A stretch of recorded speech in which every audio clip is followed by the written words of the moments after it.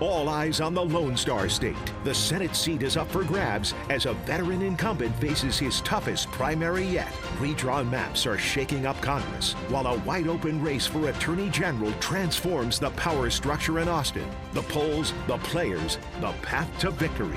This is Battleground Texas. Welcome to Battleground Texas. I'm Rudy Koski in Austin. We are getting closer to the beginning of early voting in the March primary. To talk about that, I'm joined by my counterparts in Dallas and in Houston, Stephen Dial and Greg Grugan.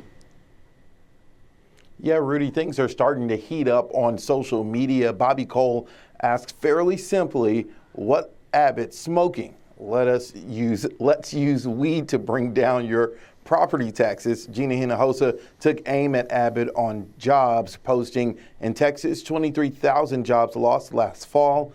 Abbott should invest our tax dollars in jobs for Texans instead of handouts to his rich donors. And Evelyn Brooks posted several times about her outreach in different communities, saying, more West Texas campaign pics. I met with teachers, principals, a superintendent, a sheriff, a judge, etc. And Abbott posted about several Texas initiatives this week. In one, he wrote, Texas sent our voter rolls to DOJ to look for ineligible registrations. This comes after a new Texas law that says only U.S. citizens can vote. Now, on top of all that, just a few days ago, Governor Abbott also announced that he was endorsing Ag Commissioner Sid Miller's reelection bid challenger. He's picking Miller's challenger, Nate Sheets. Now, Stephen, what headline caught your attention? I mean, that definitely caught my attention, but also some of these campaign ads that have been released recently, that's been keeping me interested in this primary race, especially the AI one out by the Paxton campaign. Greg, how about you? Rudy, pretty clear political calculus here. Incumbent Sid Miller has been a liability for the Republican ticket in a general election from pretty much day one, with a bushel basket of ethical issues rivaled by only Ken Paxton.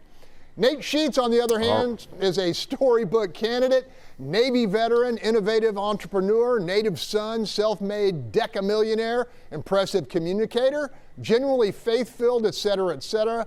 One of our regular Democratic contributors here met him and was blown away. Oh yeah, and he can write a hefty check if called upon. Like I said, simple calculus. Yeah, it's going to be interesting in that race. Turning now to the GOP primary for governor, some say it's going to be a cakewalk for Greg Abbott. Justifiable when you consider that the last time an incumbent governor in Texas lost his primary, that you got to go all the way back to 1978. That distinction goes to Dolph Briscoe. But Governor Abbott does have more than a half dozen challengers he's facing, among them Evelyn Brooks, a former state school board member. We saw her social media post just a moment ago. Here's key parts from my interview with her about her David versus Goliath campaign. It's a huge decision, but we have huge problems. I think this is a defining moment in history to do something good for people. People are at a place of hopelessness, and there's just a lot of issues coming in different directions. And the right leadership in place is important. Are you running against Greg Abbott because you think he's done a bad job? I'm not running against Greg Abbott because I think he's done a bad job. I would just say that the failure of our public school system happened on his watch. And if he's unable to fix the problem, then you need someone else who can come in and do that job. He believes ESAs, education savings accounts, are the answer. Some call it school choice, but it's not true school choice. What's your opinion about that? I do support school choice, the true school choice. I've used all my choices to teach my own two children. I've used public school, private school, and I homeschool. Those are choices free of government intrusion.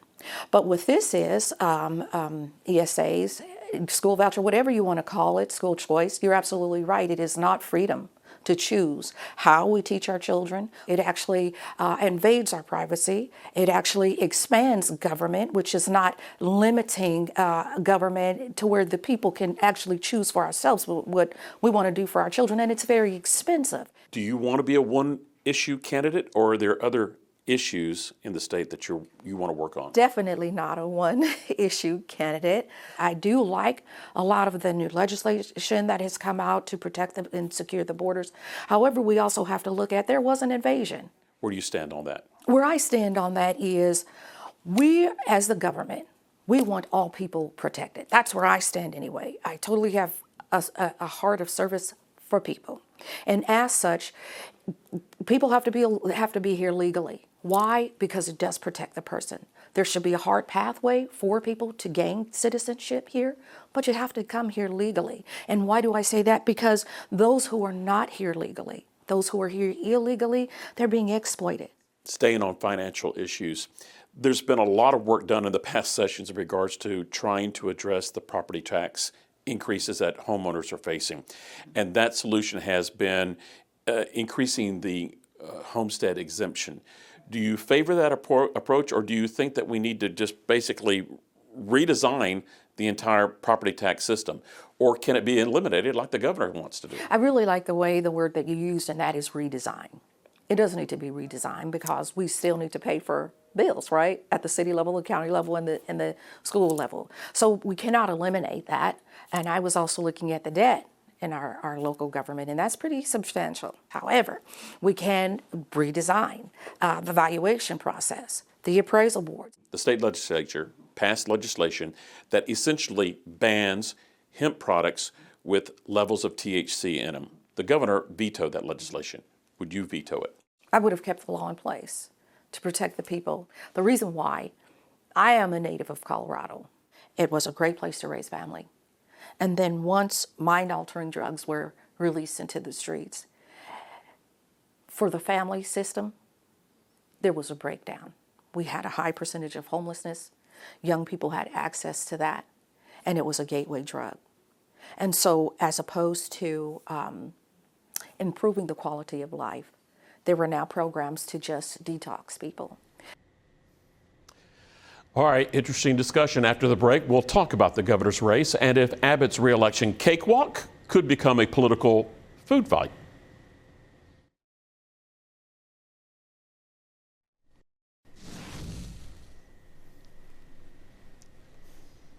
Welcome back to Battleground Texas. We just heard from Evelyn Brooks, who wants the GOP nomination for governor. Stephen, odds are Abbott's not going to pull a Dolph Briscoe. He's got a multi-million-dollar war chest, but this primary could still cost him, right?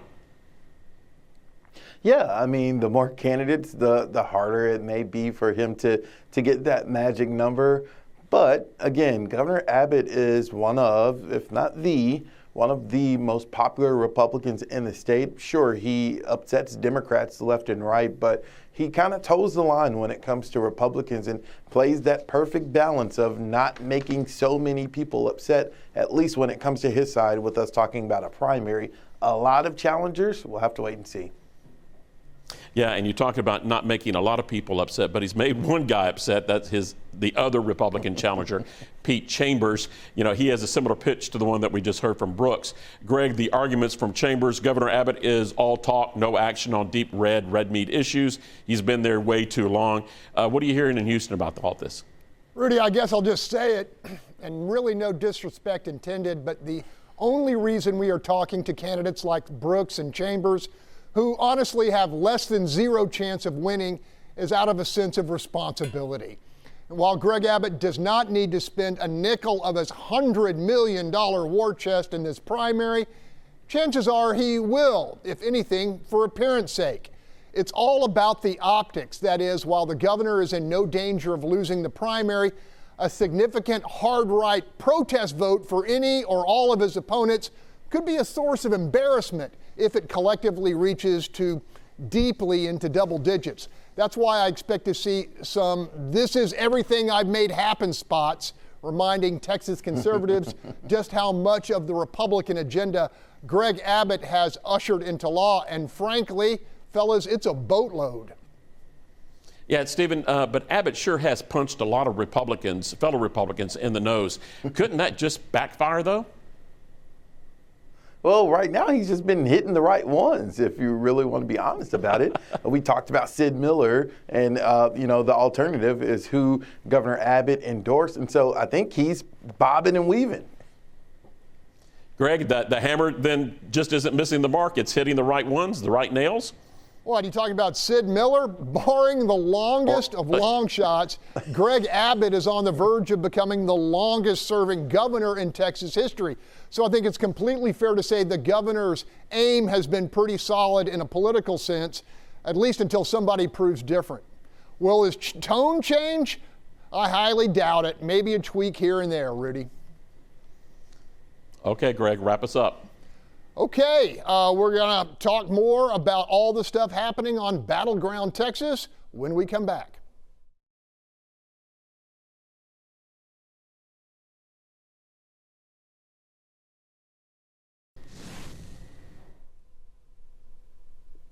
Welcome back. The Emerson poll released last week on the governor's race has some interesting numbers. It does not look at the primary at all, just a potential general election battle between Governor Abbott and Democratic frontrunner Gina Hinojosa. Emerson has Abbott with an 8-point lead, 50-42. Sample size here, 1,165 likely voters. All right, now we are joined by Brian Smith from St. Edward's University. Brian, back in 2006, there was a anti-Bush, anti-war sentiment that eventually went on to both chambers being flipped in Congress. Do you think we could see something similar in 2026? In 2026, definitely it's going to be anti-Trump. The other big topics, of course, are going to be immigration and the economy. If the economy flips bad and Trump is unpopular, the Democrats can win big. Brian, I guess I'll go next. Republicans seem to be pinning their midterm hopes on a late summer economic surge driven by components of the big, beautiful bill and a change in leadership at the Federal Reserve setting in motion the generous rate cut the president has been demanding. My question, is it too late to turn this GOP tanker away from that big old rock?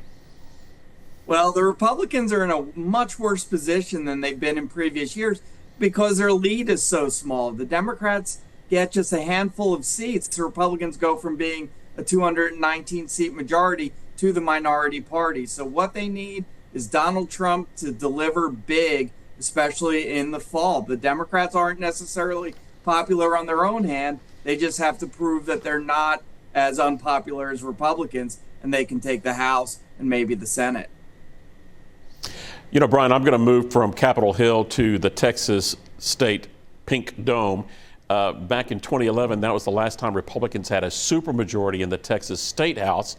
And 2009 was the last time in recent history that Democrats almost retook the House with a 74-member to 76-member split, really close then.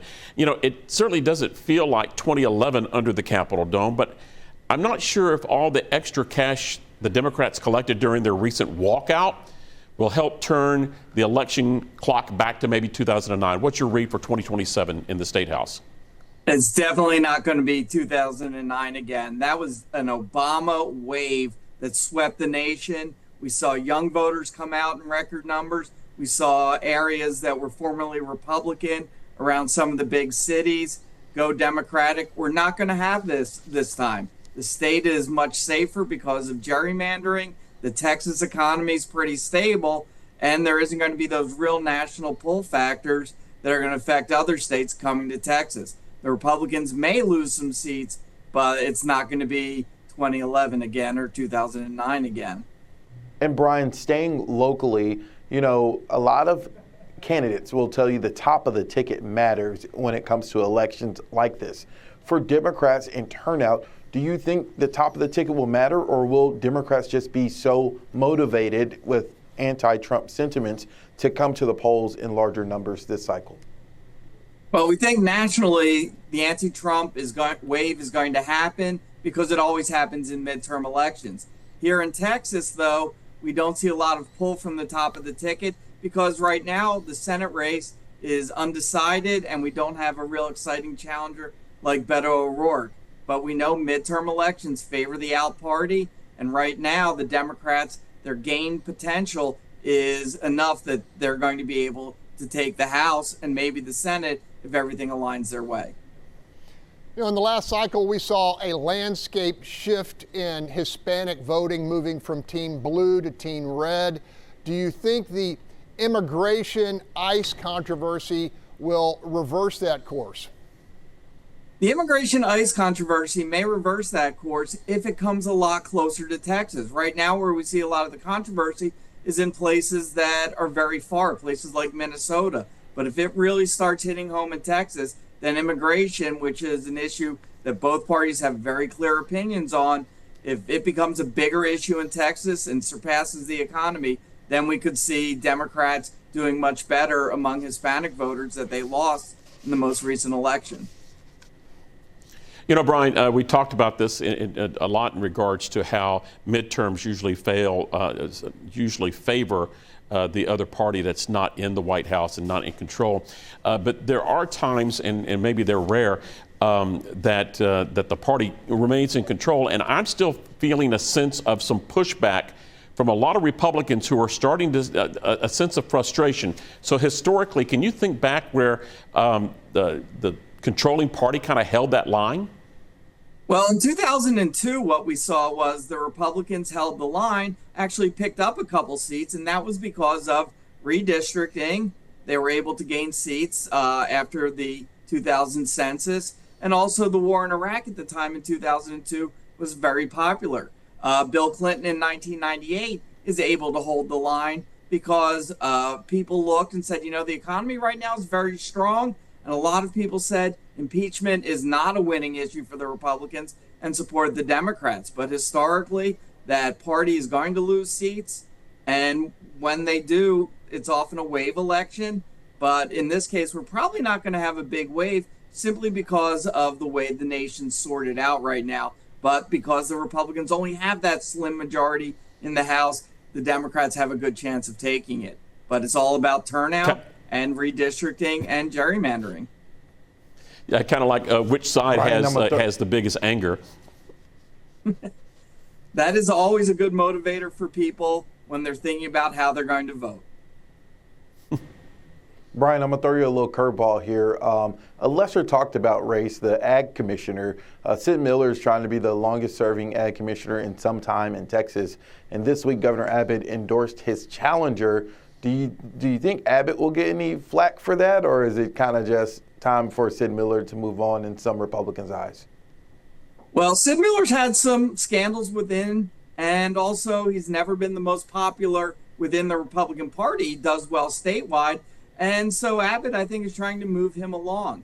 Abbott's been very smart politically. He's never made big mistakes, and his campaign and his office has been pretty scandal-free. So he wouldn't go after Miller if he thought it was going to backfire on him. So he's actually saying, in this case, maybe moving Miller along, endorsing the challenger, isn't such a bad thing for the Republican Party or myself.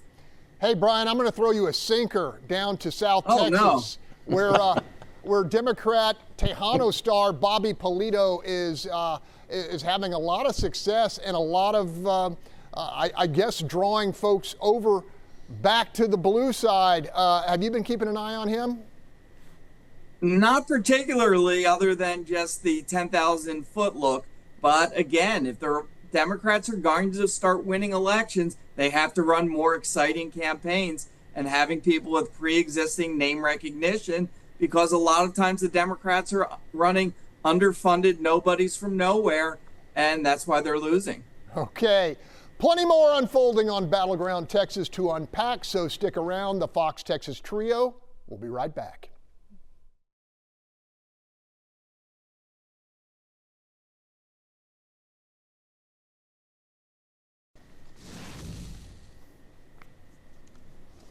Plenty of scrapping all over Battleground Texas. Internal polls popping out this week and grabbing some ink. Republican for Attorney General Chip Roy pimping a survey that has him closing in on the magic 50% mark, nearly 40 points ahead of his nearest competitors Joan Huffman and Mays Middleton. Important to note, the numbers are from mid-December, before MAGA Mays unleashed several $1 million of ad buys in major markets across the state.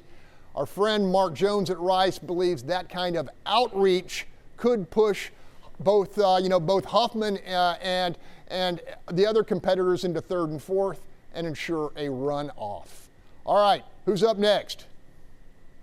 Greg, I take your internal poll and raise you another internal poll. We don't usually talk about internal polls. With the Texas Senate race on the Democrat side, the Jasmine Crockett campaign trying to punch back after that Emerson poll showed that James Talarico was flipping the race on his head, taking a lead after the Texas Southern poll, the first head-to-head poll with them, showing that Crockett had about an 8-point lead. The Crockett internal poll cites that it has a larger sample size than the Emerson poll. To note that TSU poll also had a larger sample size than the Emerson poll. Rudy? All right, I'm going to talk about the internal clock.